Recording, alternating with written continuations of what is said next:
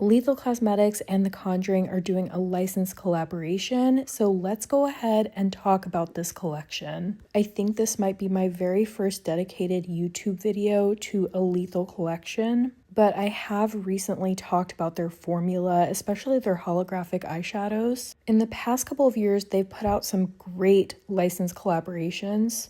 And I have been using this brand for years, like before they even really had palettes and collabs. It's truly been a lot of fun to see how far they've come. This collection is very well curated. They've got some great formulas. They're based out of Germany, and now they've also got a warehouse in the US. I'm making this video entirely for fun. I do have a non-affiliated code that will save you on this collection. It doesn't give me any commission, but it does save you, so I'm going to pop that up on the screen now. I just have a feeling like people are going to be most interested in hearing about the eyeshadow palette, so let's start off with that. There is a 12-pan eyeshadow palette. You've got 8 mattes and 4 shimmers, and the shimmers in here are very special. By that, I mean in terms of level of sparkle. You don't get too much by way of multichromes. You do have one multichrome, which is the holographic shade, but I think you'll see what I mean when I swatch these and do eye swatches of the 4 shimmers. You do get a good amount of depth in here and some lighter mattes, which really do help to provide some contrast. The first shimmer I'm going to swatch is Clairvoyant. This is the holochrome in the palette. It has kind of a purple base and a very strong green shift. The holographic formula is overall pretty new to Lethal, and I gotta say, I'm pretty impressed with it. In general, I find the textures of the Lethal Cosmetics shimmers to be pretty easy to work with. I do think they're the type that will really work for a wide variety of skin types in that a lot of them are pretty smooth. I was trying Lethal back in the day where their shimmers were really not too standout, but that's just not the case anymore. Here is what the shade Clairvoyant looks like swatched both on my hand and on my eye. Just happy in general to see a holo included in this color story. The next shade we have is called The Curse, and I would describe this as basically like a brown shimmer that has a hint of gold. I think a lot of the shimmers in here are honestly really perfect as day-to-day one-and-done type of shades. This is one of the shades in the palette that to me looked somewhat unassuming, but once I applied it to my eyelids, I really saw it come alive. It's got a lot of sparkle and dimension, and there's definitely some corresponding mattes as well. I will say I would have loved to see an iridescent included in this palette. I feel like that really would have added something, especially like a red iridescent, but that's just my own personal preference, and I think it would have gone well for spooky season vibes. Next, we have the shade Bathsheba, and I would describe this as a pale champagne. It has a really pretty and intense silver reflect throughout. Again, this is another shimmer I felt like looked sort of unassuming in the pan, and then when I swatched it and tried it on, I was like, okay, the sparkle in this shade is off the charts. Here is what the shade looks like swatched on my hand and on my eye. I think one of the reasons why we're seeing more kind of neutral tone shimmers is because the color story of the palette is quite muted. Given that we have several blue leaning mattes in the palette, I do think it would have been nice to have a blue shimmer. But that being said, I do feel like all of the shimmers they chose do go with pretty much all of the mattes in the palette. Last but not least, we have the shade Possession. I think that this is probably my second favorite shimmer after the holochrome.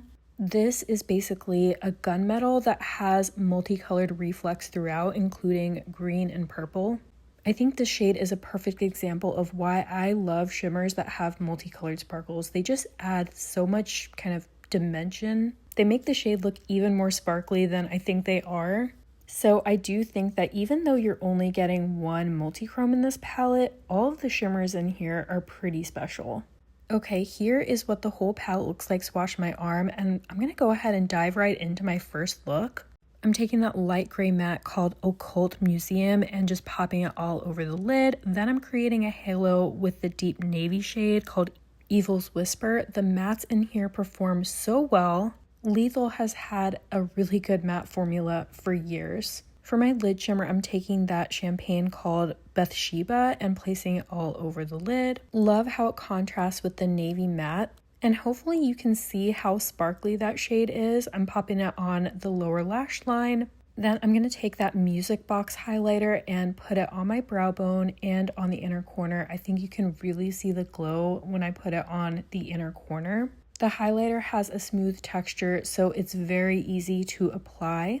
I also happen to have the highlighter on my upper cheekbone as well. And after adding some eyeliner, this is the first completed look. For my second look, I wanted to start off with the grayish taupe shade called Oppression and just placing that all over the lid.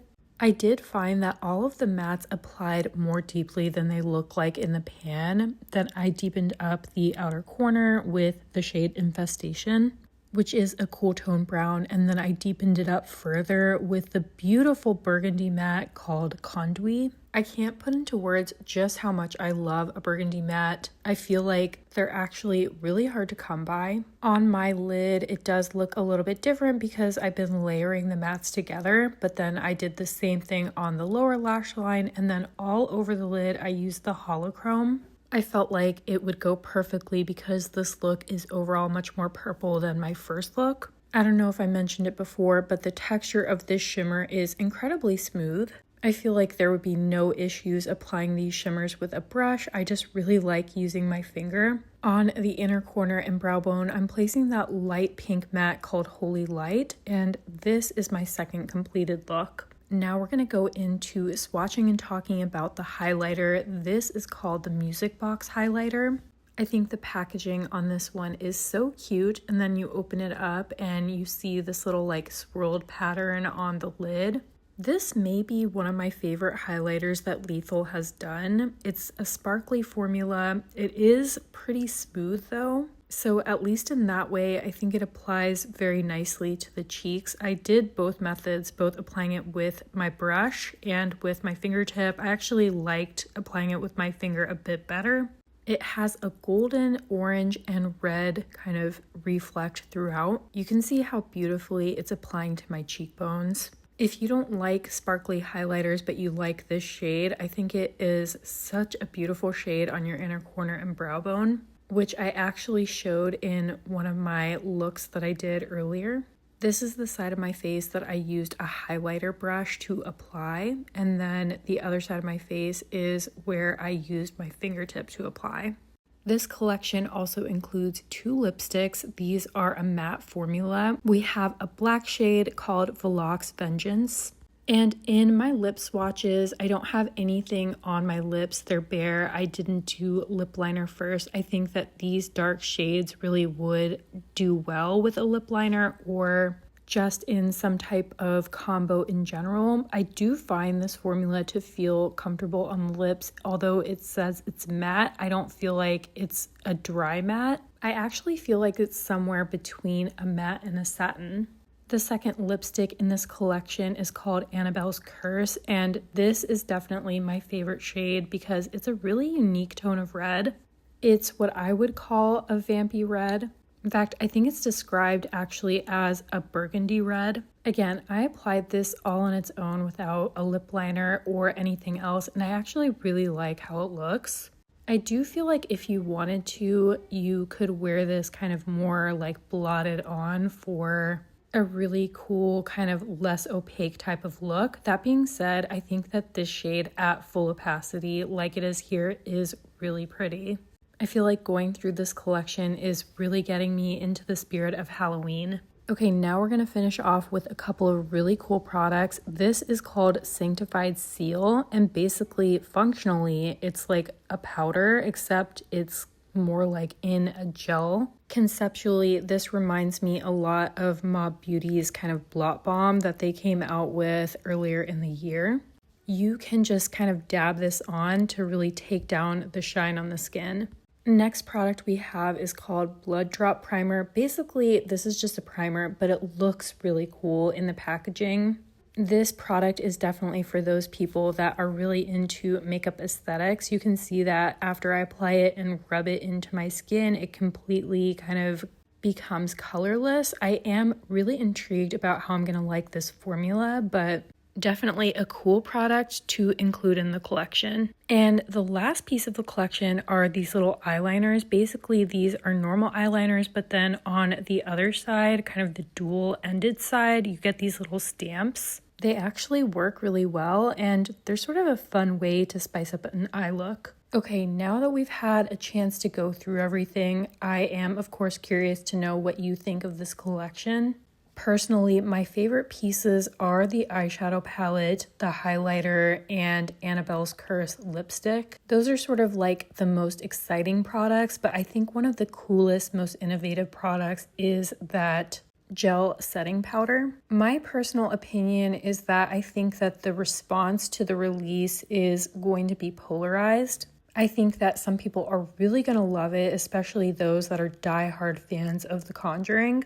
I think the people that really love super colorful eyeshadow palettes are maybe going to be a little bit on the fence about this one. Me personally, I am going to get a lot of use out of the palette, especially because of those really sparkly special neutral shimmers. As you may already know, I do really enjoy a neutrals with a twist. I think the packaging of these products is really cool. We have some cool innovative products as well. And I'm really enjoying some of those deeper, more muted tones. As always, I really hope you found this video helpful. Thank you so much for watching, and I'll see you in the next one.